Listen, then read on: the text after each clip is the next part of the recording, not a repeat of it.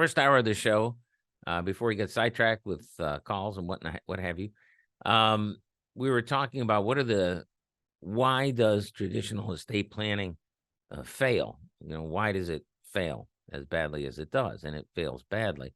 The first problem is it's focused on your kids. It should be focused on you, focused on charity or whoever, if you don't have kids, right? So the focus is wrong. It should be focused on you. And it's not about what happens when you die. It's what happens when you become unable to care for yourself. All right. Now, I'm not popular because I mentioned that, but it's reality. And you deny reality at your own peril. Okay. I mean, the truth, right? The truth will set you free, right? But not if you deny it. If you can deny it all you want. Truth don't care, right? You may not care about the truth, but the truth cares about you, right? So in order to make sure that you're okay, make sure that you make it out of here in the manner to which you have earned, anyway.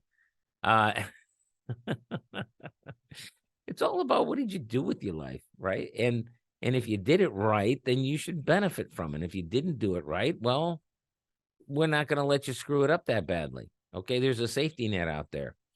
But why should the people who screwed things up be treated better than the people who did not?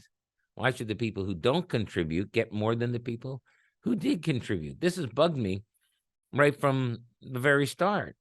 And so that's why we do what we do. So traditional estate planning says you better hurry up, that you hope and die real quick, hurry up and die, will you please? Okay, because you can't afford to live anymore because it's too damn expensive. The rent's too damn high. That's the way it goes. Well, and then people tell me, oh, I don't want to qualify for the government programs that'll pay for this because that's why I saved the money. Oh, really? Okay. You saved the money so you could go broke at some point. I don't know anybody who thinks that. I mean, they'll say it, but they don't behave that way. They don't act that way.